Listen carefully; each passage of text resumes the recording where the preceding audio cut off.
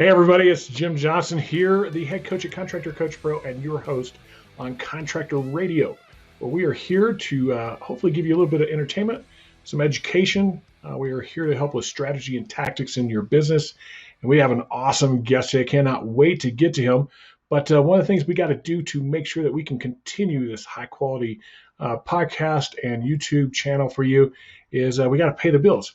And we couldn't do a better job of getting those bills paid without our sponsors. And one of our sponsors today is Atlas. And I want to go ahead and get them queued up here so that you guys can find out a little bit more about Atlas shingles and what they might be able to do for your business.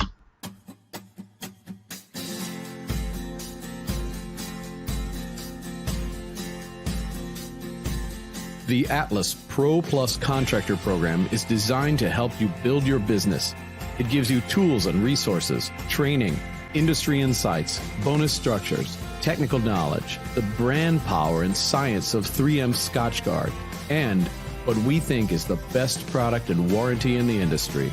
Become part of the family that is succeeding and growing their businesses. We went from nobody ever heard of us to the #1 roofing company in our region. And we've gone from 12 roofs a year to 20, 35, and we did over 400 last year. We're on track right now to do 1,000 roofs this year. You'll begin earning Atlas bucks and rewards as you move up to even greater reward levels. Become an Atlas Pro today.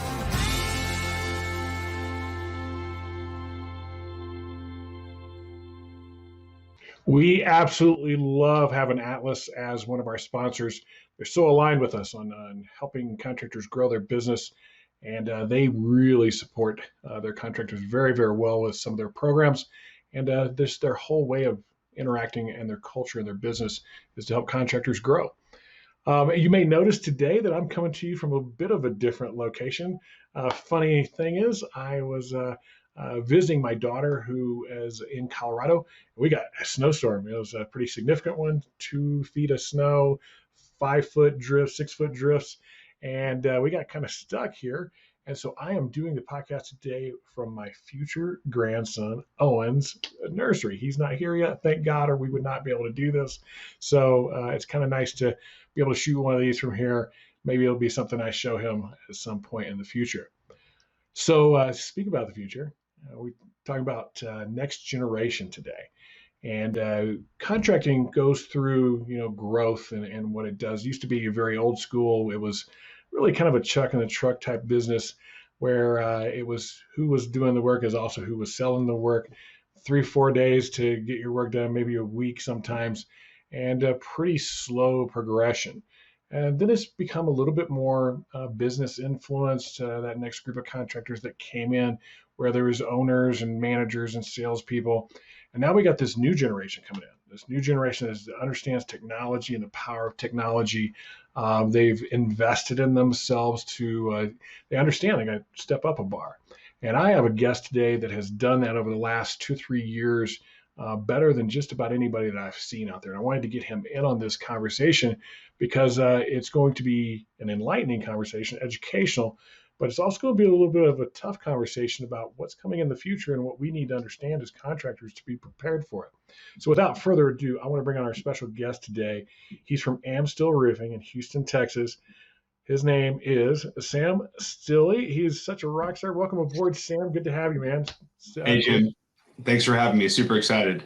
Yeah, I'm blue here today. I don't know if you noticed my camera is really kind of crappy. It's not the camera. It's literally the snow reflecting off of outside. Everything is covered in white. So I tried to fix it with lighting, but it's what it is. Sam, we had the opportunity to work with you as one of our clients, but I'm not here to take all the credit. You've invested a lot of other time, money, energy, education into getting to where you are at this point. Can you kind of walk us through kind of coming up through where you're at there at your business, what got you to here, and maybe some of those key things that helped you achieve where you're at right now? Sure. It's a good question. So I think where we first started off in the business, it was end of 2016. It was September when I had returned back from Houston working with another contractor just to learn from a different perspective. And the first thing that I realized that had to be done was systemizing everything in the company, from how the phones were answered to how a job was ran to how a sales presentation was done. And once I could figure out all those things, then I could find the people to then do those jobs. I think the most important thing of the whole process, though, was finding the right people that fit the values of what we have as a company and our goals, and finding people that are willing to adapt and learn. And with that being said, our biggest investment year to date outside of our marketing and advertisement budget is simply training.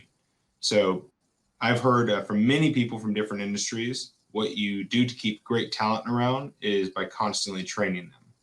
And contradictory to that, a lot of contractors believe if they teach someone too much, they're just going to leave and start their own company. Thus, we believe knowledge is power, and we try to educate every single one of our clients. So I think the training processes that we've had in place and constantly being open to learning, whether it be contractor coach or it be from other programs that are virtual or even in person, just having those build on top of one another and taking the best from each one of those and how they implement and they can be congruent with your company is how I can get the most success from it. So that's awesome. I want to dig into more on that on the training thing, because I'm a big believer in that. You know that on me. Like, I think contractors should train every day if they could. Yes. I think it makes the biggest difference in your overall results of anything that you do. But there's more to the story with this whole Amstill Roofing thing, right? Like, you're not the first generation. You're the next generation. Your dad's. How long has Amstill been in business, and when did you really kind of get involved? Yeah, so we've been around since 1974. So we just approached our 47th year of business this year, which is pretty wild. I was going to say I was 5 years old. Yeah, I was not alive. And I've been in the business since I was old enough to remember. I actually found a photo of myself when I was 4 or 5 in front of one of our 2-ton dump trucks, which is pretty wild. But being really involved in the business was 2016, towards the end of that year until now. And we started stacking on growth at an accelerated rate. But we started off with humble beginnings. My dad started going door to door when everyone had wooden cedar shake roofs, and he would offer repairs. And then from that, he started offering roof replacements. And at that time, there was the layovers that were allowed, and then there was full removals, decking, and coming back with your 300-pound shingles per square at the time. And he got really known for being a one-day service guy, which was unheard of in the industry, or at least in Houston at that time. And we had 20 to 25 installers per job, and we started a job, and this is before my time, obviously, started a job at 7 a.m. and finished by 5, and people were like mind blown by it. And he grew that reputation of the one-day service that was provided into a full replacement company. And ever since then, we've been growing on a great path. And he grew really large at one point, but then didn't know if I'd have interest in the company. So he kind of dwindled the company down just to him and a key staff. And then when he realized I was interested back in maybe 2013, 14, when I was working part-time, that's when he realized that he wanted to maintain the company so that when I graduated, I could submerge myself into it. So were you interested the whole time, or did you ever have aspirations of maybe doing something else? Well, I've always been an entrepreneur at heart. I've had several other small businesses prior to this that are not associated with any longer. And I always knew I never wanted to work for anyone else but myself. And I did not know that I was going to be stuck in the roofing industry. And I'm really glad that I am, because I think it's a golden nugget of opportunity. I really realized that the roofing industry was for me back, I think it was 2012 or 13. There was a hailstorm that had hit the Houston area. And I remember calling my dad up from the fraternity house and saying, Dad, there's been a hailstorm that hit. You need to get out there, get some business coming in. And he tells me on the phone, well, Sam, it's just myself and Jose. And Jose's been our foreman for over 30 years now. And I remember at that exact moment, there was kind of like a light bulb moment. And I said, well, what do I need to do to help them? And he said, well, if you like, you can just start knocking on doors and offer our services. And sure enough, the following Monday, a couple of days later, I went to my fraternity meeting, asked a few fraternity brothers who would be interested in working with me. And I was going to give them, I think, $15 an hour and $25 for every lead they gave me. And we just started working, and we started knocking on doors every evening we could, all day Saturdays. And we started really building up this workload. And the reason that actually made me believe in what I was doing was a few months into the storm, we started having people just call us because they said, you know what? I've noticed your company do roofs compared to the other ones that are working in the neighborhood. And I want to work with you because your roofs look better and your jobs look cleaner. And I started realizing at that moment I could do this as an honest living, make an impact in the local community, and I could just be different by being better. And with that, people would always want to work with us. And that is really what touched me in like a really positive way. Different. Oh boy, you're hitting all my hot buttons right there.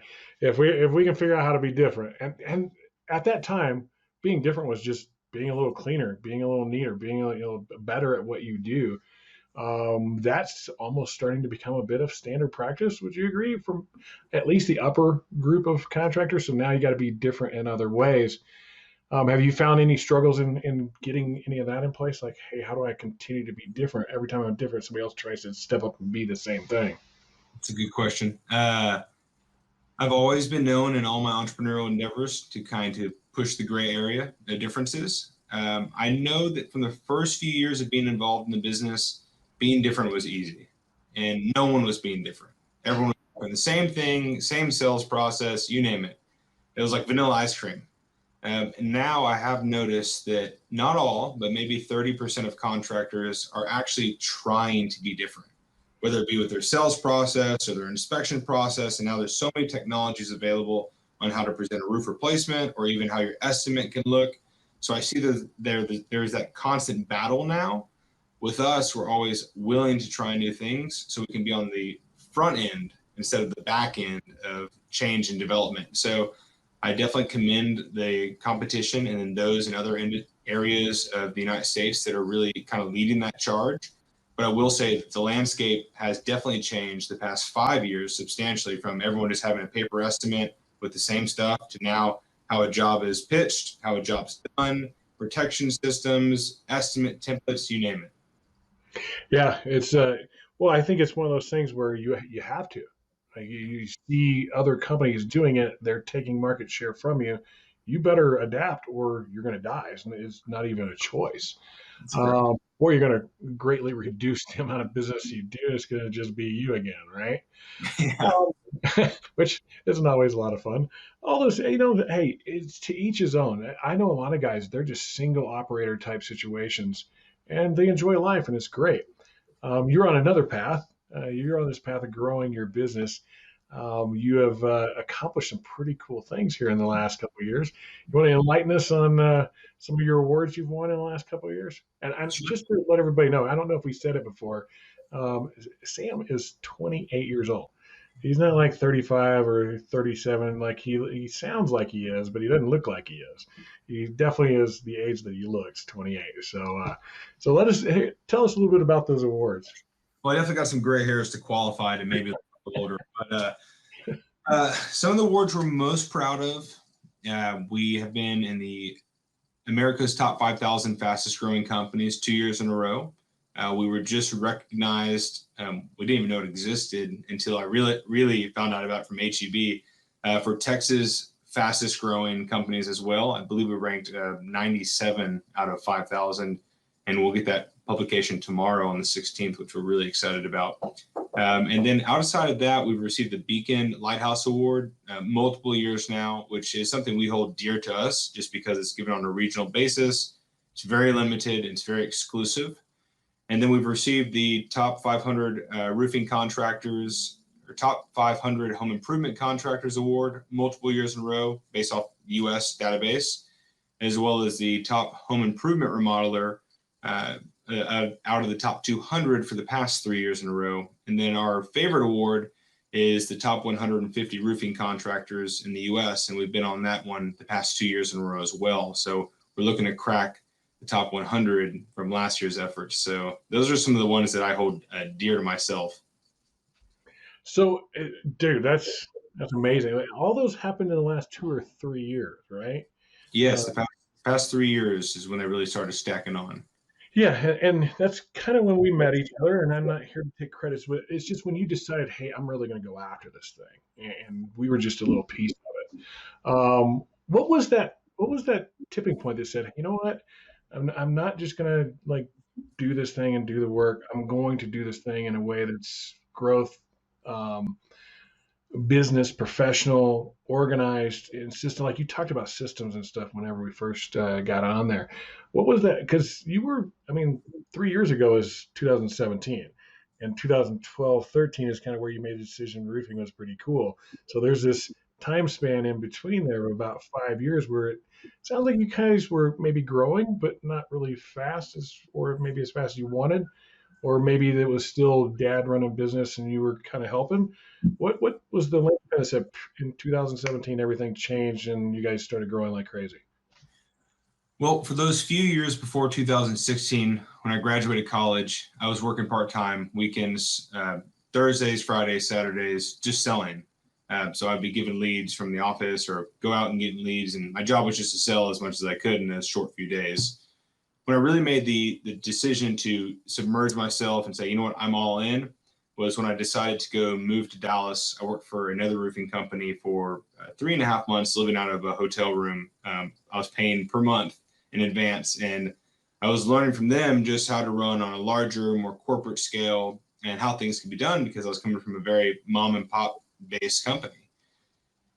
When I came back to Houston, it was September 1st, I believe it was, which was my dad's birthday, is when I came back, is when I realized I had to really get into the business to get all these things ironed out. Because although we'd been around for 40 something years at the time, we didn't have the systems and procedures down. We really didn't have scripts down either for how the phone was supposed to be answered. And I knew all those things had to be done. So it took me 2 years of time and about 80 to 100 hours a week I think I collected about 80 hours a week on average for 2 years, Monday through Friday, and a lot of Saturdays to really get where we needed to be, to have that concrete foundation. And the number one thing I see a lot of contractors do is they build this massive empire, but on a sand foundation, and just crumbles away really quickly. So I wanted to build as good of a structure as possible, and it's nowhere near perfect. There's a lot of times we're tweaking and working on it, but I had to have that foothold to grow in. For me, the reason why we decided that was simple. Just like any other company out there that's some of the largest or best or most profitable in America, typically it's not one person doing everything. And it's completely fine to do one person to do everything. But the key problem with that is, in my opinion, is if you get injured, sick, or want to go on vacation, your business stops. And money doesn't generate unless you're working at that point. So I knew I had to figure out a plug and play system for every piece of the pie that was required so that we could constantly be generating money if I wanted to go on vacation or I was sick for 2 weeks, so we'd never have to worry about the business relying on one person to be successful. And that's what we've become, is a business to where anyone can come in and have success here, and they're not treated as a corporate level, just a number in a book, but they're treated as an individual, but they have that corporate guideline of success of, hey, you can follow these steps to create these results. That's awesome. It is so cool to bring people on board and be able to go, hey, here's your job description. Here's the steps you're going to take. This is the training path you're going to go on, and have this confidence that you know that thing's going to give this proven result as long as the person invests the time. And they feel it too. That's the big thing. They feel it too. Because if they've gone to interview with anybody else, everybody else sounds completely different from that, right? Everybody else like, oh, you're going to make $100,000 your first year visit, and it's going to be so easy, and all you got to do is knock a bunch of doors, which isn't hard. It's actually pretty easy. And the funny thing is, they're not honest with them, so that first week or two isn't what it sounded like. And they lose a lot of people, have a lot of turnover. And even if they make it past that, they actually do well. Then there's this drama and all this other stuff that happens down the road because there was no expectations. So foundation, that's a key one. I want to ask you what a couple of other things are, but I want to ask you in just a second because I got to get one more of our sponsors in here, and we'll come right back. You cool with that? Yes. All right, great. Let's have a little word here from Hail Trace because we all want to have some hail here as soon as possible, right? You're not using Hail Trace. It's definitely worth the money. That money invested was one sale was already bought. We've got from denied or declined 2 acts of being bought just because of Hail Trace and the storm reports that they give us. Not only do I know where the storm's at, sometimes as they're happening, and I can already head right there to the storm, but also after the fact, when I'm out knocking on doors, I can show homeowners the map and what kind of hail was in their area. We've seen a huge return on our investment, and I have no doubt that you will too.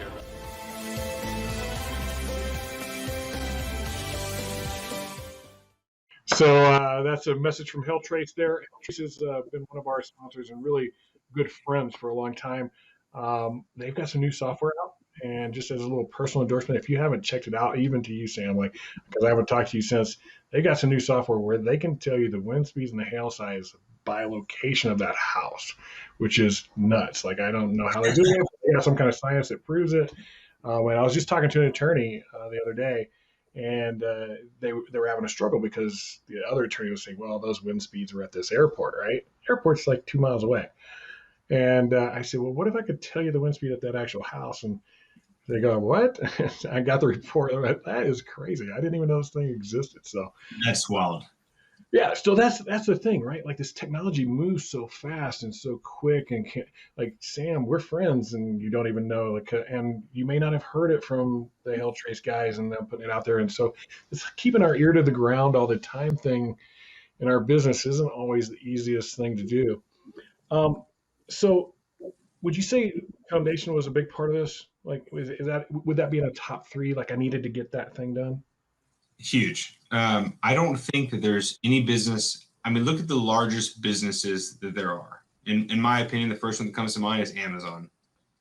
There's no way Amazon as an institution could operate without the foundation they have.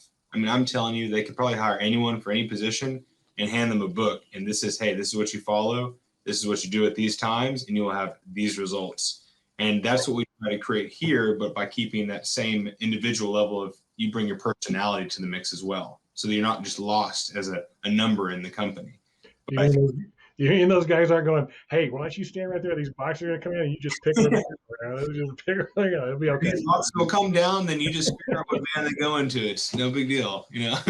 Yeah, it's so odd, too, to me. And I wonder why, right? So we all know, like, if we just look around us and we have an ounce of ability to observe, we see things like Amazon, McDonald's, Walmart, all these big, huge companies, Microsoft.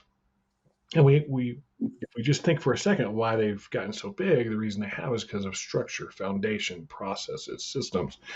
And if we know that, why don't we do that? And I think I know the answer, but I'd like to hear why. Why do you think people don't? It's obvious. I think this is probably going to rub some shoulders. I think it's because people think, well, we're just contractors and we're in a restoration business and we don't need those things. And I think that I would encourage others to think differently. And the reason why I say that is the most successful armies in the world and businesses in the world always had a great structure, great foundation. And running a roofing company or a restoration business, for that matter, is no different. It's essentially just building a proper playbook so that you can win more times than not. Not saying you're going to win every time, but it's just increasing those success odds by having those fail triggers and safe in case something does go wrong. Someone can know what to do more often than not, instead of calling, oh, well, I need to call Sam every 2 hours or every 3 hours. So I think that's a rude awakening sometimes for contractors. At the end of the day, we are a business and we're just like any other business. And what allows us to be successful is by following the basic principles of how to be successful. And it's by creating repetition so that you can find the deficiencies in that repetition, improve upon them, lessen your margin of error, and increase your success rate, which then in turn increases your net profitability of the business. Now everybody knows why I loved coaching you. Like, you get this stuff, you understand it. You were a lot nicer than I'm going to be. You said you thought you were going to rub a few people the wrong way. It's just this idea that we're contractors. I'm going to call them flat out lazy. It's hard work. It is. It's a lot of work. You said 2 years of 80 hours to 100 hours a week. You knew that you had to put that time into the equation to get what you wanted later. And we started looking at it as a coach, and we're, hey, what's going on here? What's really happening with these businesses? And it's this investment up front. We've got to invest some time, energy, knowledge gathering, and getting things in place. And it does get us out of balance. You know, this work-life balance isn't a 50-50 teeter-totter. It's like, hey, I'm going to put 80% over here now so I can start to tip that thing the other way later. And so we started to see that people needed to get control of their business first with these processes, systems, HR, training, that kind of stuff. And if they did that, their business would grow. They would just grow crazy. And if they grow, they get what they want whenever they're an entrepreneur. They want personal and financial freedom.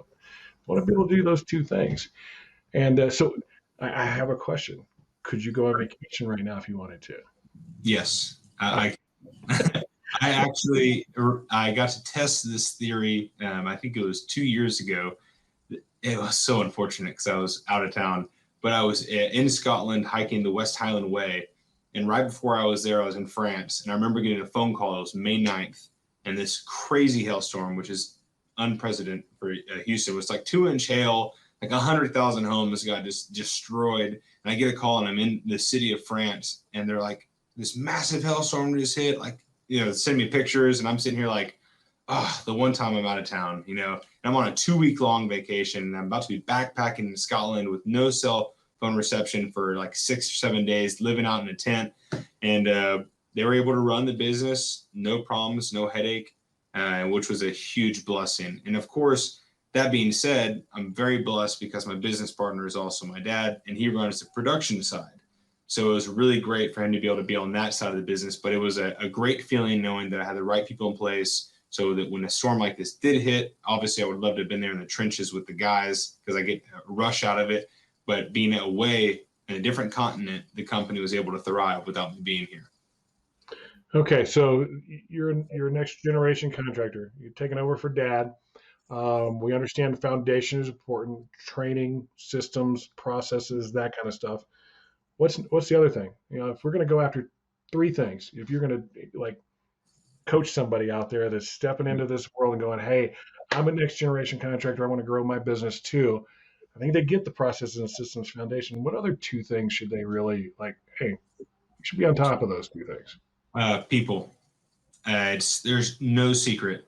We all go to restaurants, stores, and we run across people that are either incredible, that are contagious to be around, or people that just suck the life out of you. And I think that the most important thing is when you're really growing your company, especially if you're in your infancy stages, where I was back in 2015, 16, you've got to surround yourself with the right people. At that time, we had very little to no money.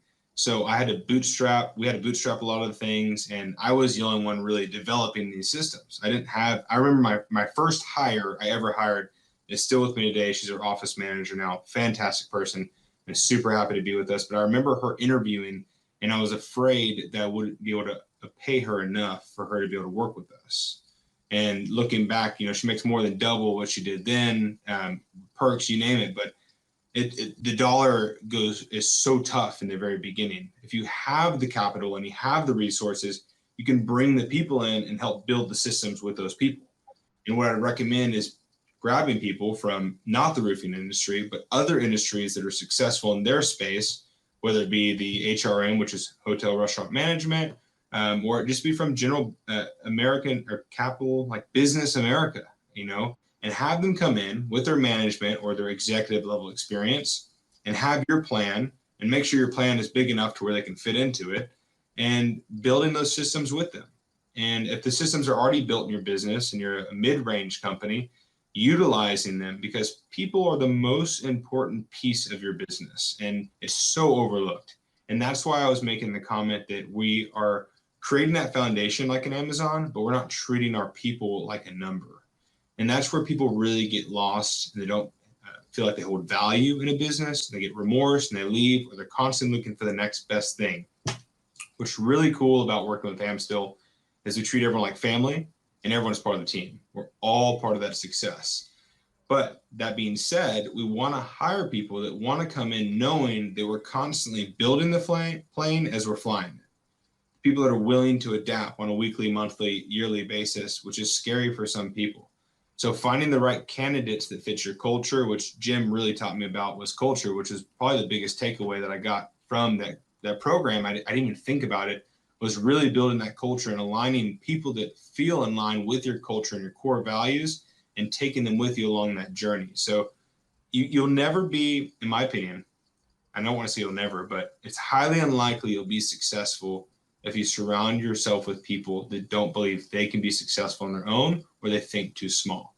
So it's kind of like the thought of the eagles and the chickens. If an eagle is raised by chickens, it will never fly. It will believe it is a chicken. But if a chicken is raised by eagles, the chicken will believe it is an eagle. And that's really how you need to approach your business, is finding those people that really want to come in and not just punch the clock, but they want to build value for the company every day. Man, spouting that wisdom. That's good stuff. So we got foundation, we got people, really people and wrapped in culture, right? Like this culture of who you're going to be. And I get Amstill's culture very much. Like, you guys are a growth pattern, willing to change, not scared of it. We love challenge. I love the building the plane as we're flying. I love that analogy. And if you can say all that stuff before people come to work for you, it's not a surprise. It's actually like looked at as this challenge, because it's going to attract the right kind of people to go, I like building an airplane while I'm flying it, right? And some people hate that stuff. They might be perfect. They might be a perfect person for the role that you want, but they don't like that feel. Man, they're not going to work out with you. All right. So we got two young gun wisdom pieces there. Foundation, focus on people. And we've heard that kind of stuff before, right? And that's another one of those things where I go, I think people don't do it because it's hard. It's work. It takes effort. Culture, it takes money. Culture is not easy. Everybody thinks, oh, I got a culture. I mean, we have people that fill out these assessments on our website all the time about the answers about their business. And what they don't realize is we have them answer these questions about these 12 different components of the DNA of their business. And I love the one where I say, do you feel like your company has a culture? And they say yes, which every company does, right? Do you feel like you could define your culture? And they're like, maybe. We left maybe on there as one of the answers on purpose, because what it does, it tells you that if you didn't define it, if you don't say this is what it is, this is what we're chasing, this is how we expect people to behave, this is what we're going to be doing this year, and how it all wraps up into everything else. If you don't do that stuff, there's no like North Star you're all chasing together. And when there's no North Star, everybody's making decisions in their own path in different directions, and things get weird. Yep. And you've created a place where people come in and they see this opportunity to grow. I think that's a great thing. Not every company does that as a culture. That's not their thing. But this is how you guys have really done what you've done really, very well. I think it's important. Yeah, people, they've got to see that big picture, and it's a lot of our staff and team that work here. I don't know our median age, but if I was to guess, it's probably 29 to 32 years old. And I think that what really attracts that age and that group category is seeing like, hey, I can be here for a long time. I don't have to fit this millennial or average trend of being at a place for 2 or 3 years and then jump into another company. I can come here and I can build the future or the growth I want. And if they don't, it's because chances are they didn't want to put in the work that's required to get to the next level of what they could be. So I think that it's important that if you're a growth-minded CEO or entrepreneur, that you share that vision with people. And you'd be surprised how contagious it can be for your staff. I couldn't have said it better myself. I 100% agree. All right. So it's two things. Foundation, people. What's thing number 3 that next generation contractors, they need to have their heads on right about this thing, because it's coming, that you would give some advice on?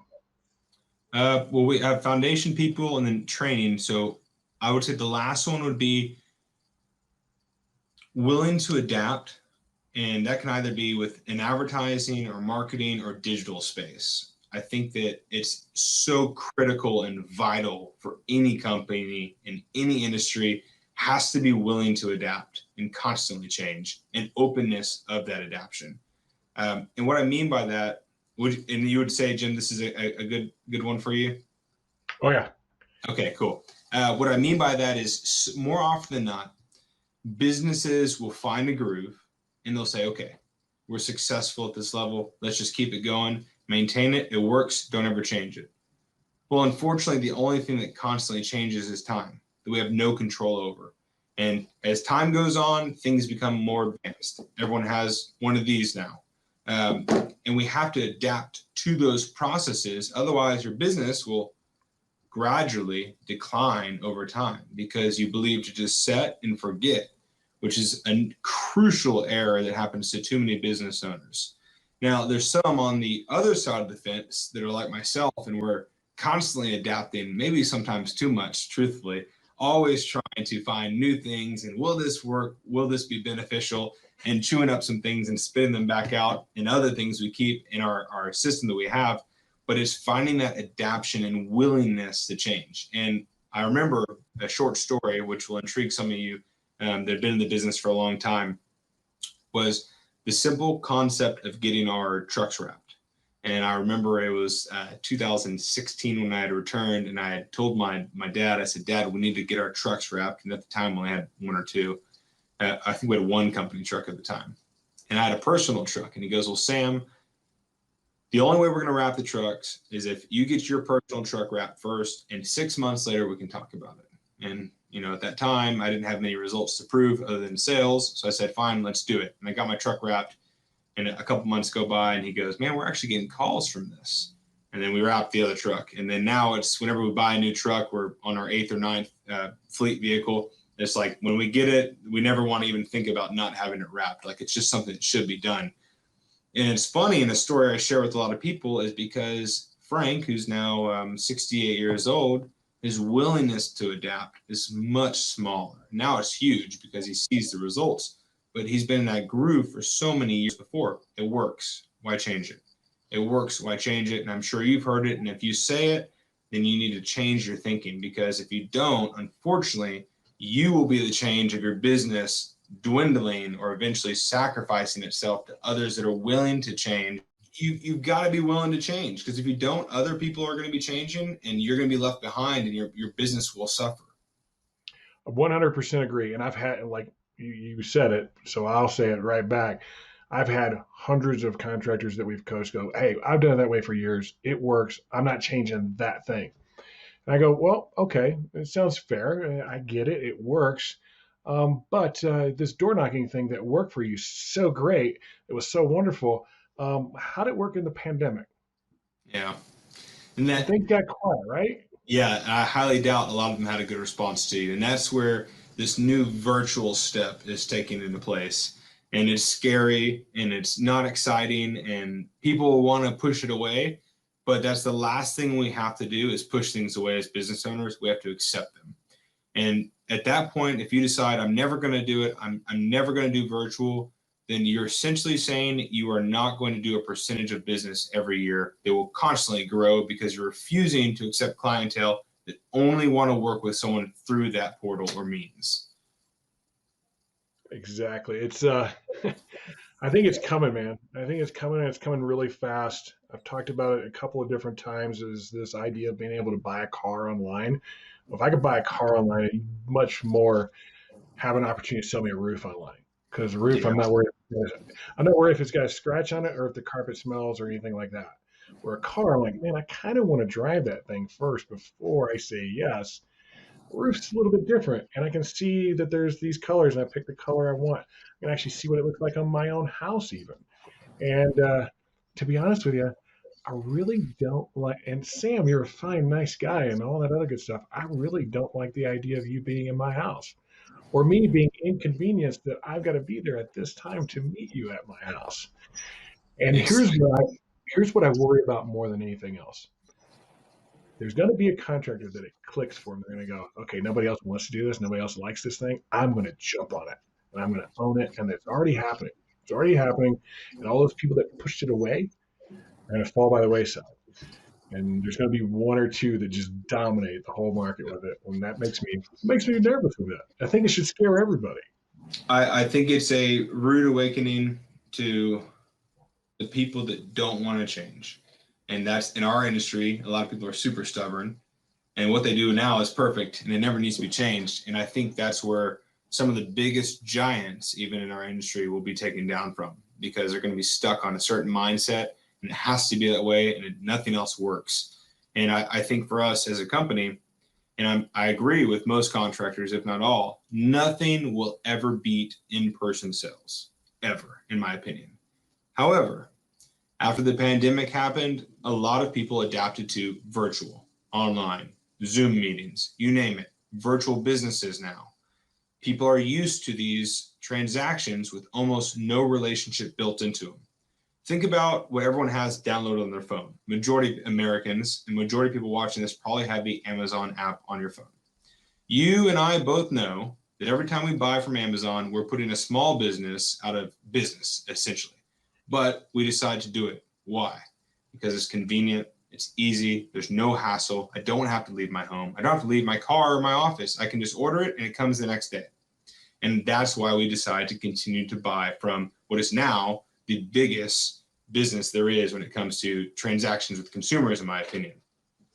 That model is going to be no different from what will eventually happen to the roofing industry.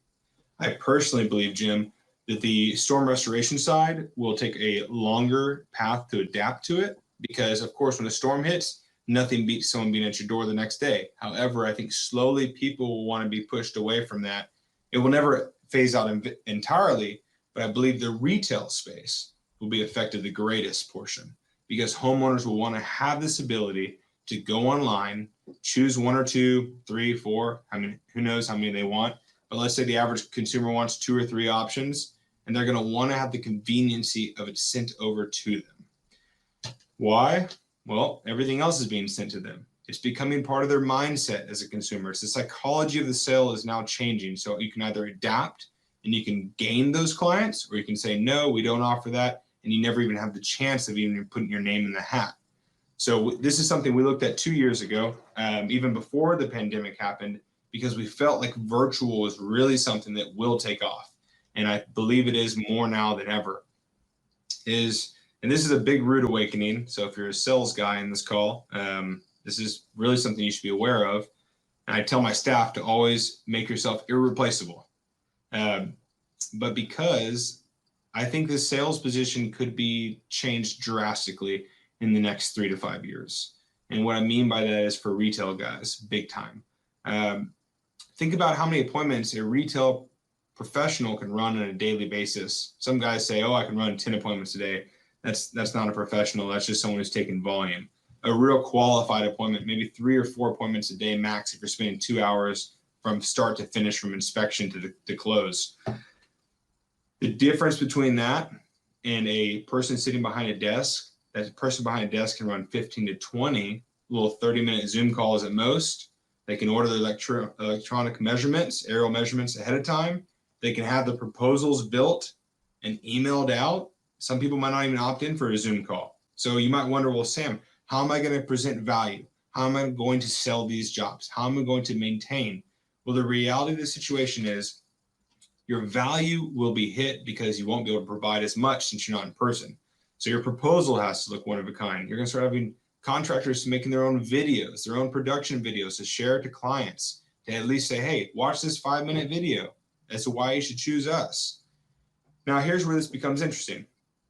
To obtain those clients, more often than not, they're going to be more price conscious than a regular retail sit-down appointment. And you already know why. They're not meeting with your sales rep. They're not giving you an hour and a half of their day. So if they're more price conscious, what do you do as a business owner? Well, the wrong answer is to lower your price because that means it affects your margin, etc. If you keep the equation the same, you're going to hurt your bottom line. However, the equation gets changed. And what I do believe what will happen is in this space from a retail standpoint is that sales rep will be eventually dissolved out of this position. Someone can go online, they can request a roof replacement. There's an in-house sales reps who's an employee, maybe a salaried base with a small commission, and that person is in charge of now 10, 15, 20 virtual appointments a day, just building estimates as tight as possible and sending them out. Now the margin can be reduced. The gross margin and net profitability can stay the same because now you've subtracted the actual sales rep from the process. And in turn, you can actually sell more projects now than you could with a sales rep associated. And the last thing which becomes really unique about it is the whole process becomes streamlined. When you have salespeople associated with an organization, if they're not all trained the same, they don't all look the same, not like like aesthetically look the same, they don't all present the same, there's errors and there's opportunity for jobs to be sold or lost depending on how good that person is. Now you're tightening that funnel to one person instead of it being 5 sales reps from an efficiency standpoint. So you might actually increase your sales substantially. Your net profit will then increase because your gross margin and your overhead is actually being reduced and your output could be stronger. So I think that it's going to be really eye-opening. And I think that it's coming, it's here. Some companies are already adapting to it, but it's only going to take a big Amazon type company to flip the switch, and then you're forced to compete as a smaller guy. Otherwise you just won't be chosen. So it's something to be aware of. Yeah, I don't want to be in that position of being forced. I want to be thinking ahead. Like you said, you've been on this for a couple of years.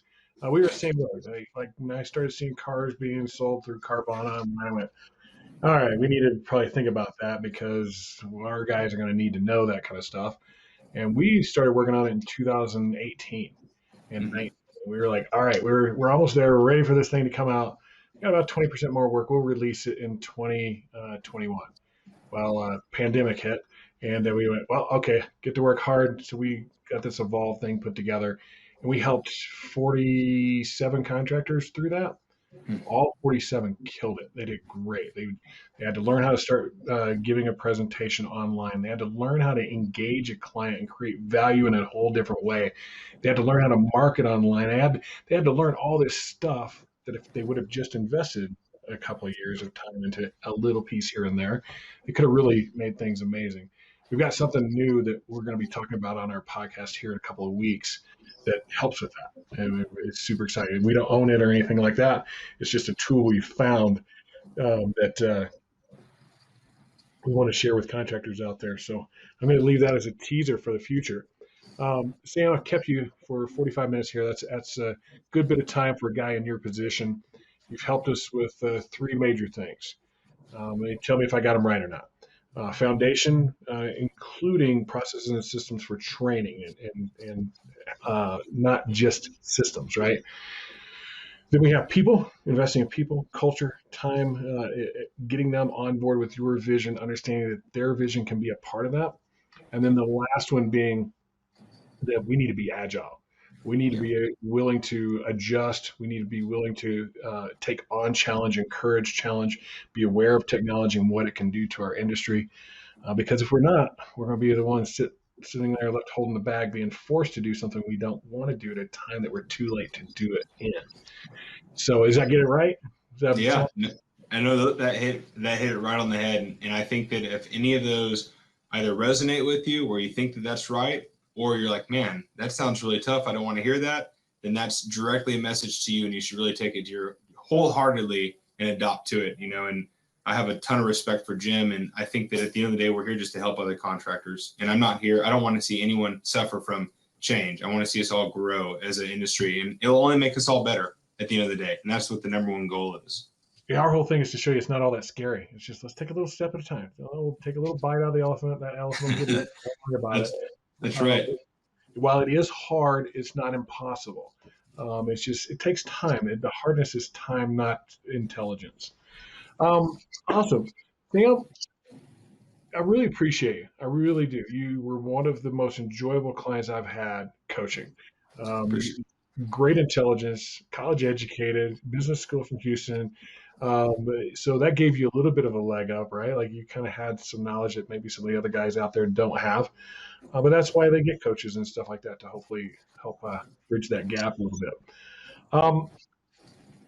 What's the goal? Like, can you give us I think you said you made your changes 2016. Like what was revenue 16, 17, 18, 19, 20, and now what are you going to do in 20? If I remember correctly, so don't quote me on, I'm sure you could dig it up somewhere online, but I think we were just under 2 million in 16. And then we went to 4.4, and then I think it was 7 and some change, I think 7.5, and then it was 10.2, and then last year was 13.5, and then this year we're on pace to do 16.1. So it's been a great path. The goal is to get to 100 million a year in Texas. In just Texas? Just Texas, yeah. You don't need the whole country to do it. No, I've done the math. The obtainable market that we could acquire at like a 2% of work in Houston would be $15 million a year. And I do believe that we can actually do that. There's no question. That's why I love this guy. He's got no doubters. So, hey, our big thing we coach all the time is belief. We got to believe, absolutely believe we're capable of doing it, because if we don't, we won't take the action we need to take to do it. And there's no doubt in my mind, Sam, that I'm going to see you up there. You'll be in that top 10 contractors in the nation in no time. Thanks, Jim. Well, I appreciate our friendship and all the support. Yeah, of course, man. Anytime. Thanks for being on today. We'll let you go. I know you got things to do. I'm going to run with another sponsor's commercial here, and then I'll do a quick wrap up. All right? Sounds good. Thanks, brother. Good to have you. Thank you, Jim. Yeah, bye. All right, everybody. That was Sam Stilley with Amstill in Houston, Texas. You heard that growth thing, like just under 2 million to like 16.1 or so in just the last 4 or 5 years. That is pretty amazing, especially for a kid. Really, he's just a kid. He's like quit calling me a kid, probably, but no, it's cool to see Sam do his thing and understand the value of those things, because what we see is most contractors tend to put the cart in front of the horse. They want to get all the leads, all the sales, recruit a whole bunch of people, but they keep putting them into a crappy system with no foundation. They don't care about those people. They're just another person, another dollar sign. And then finally, they're not putting in the time and effort to challenge those people, to grow their business, to give them the opportunity that they need. Hold on for just 1 second. We'll be right back. Another word from one of our amazing sponsors. Signpost is here. They are rock stars at getting you more referrals. Want more 5-star reviews from your customers? At Signpost, we make it easy for your customers to give you great reviews on Google, Facebook, Yelp, and more. Our software connects with industry-specific solutions, driving even more reviews from your customers. Drive loyalty and repeat business by sending the right messages at the right times to your prospects and customers. Message your contacts from anywhere, anytime, using text, photos, and video all in one app. Check on progress with campaigns and review generation across Google, Facebook, and Yelp. Visit signpost.com and get your demo today.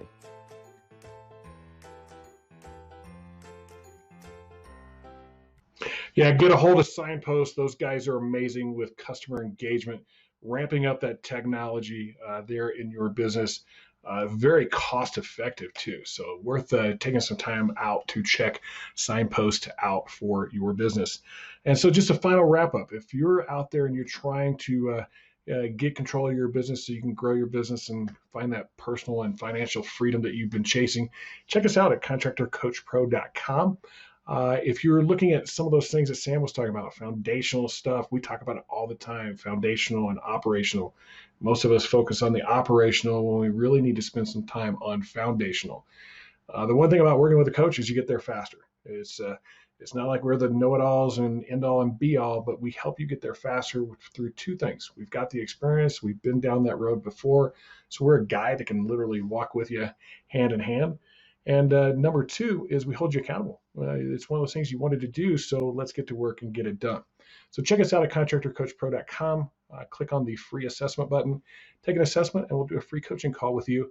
And if everything works out and you're a good fit for us and we're a good fit for you, we hope to help you achieve great things, just like Amstill Roofing and so many of the other contractors on the top 150. Thank you for joining us for Contractor Radio today, and we will see you in our next episode.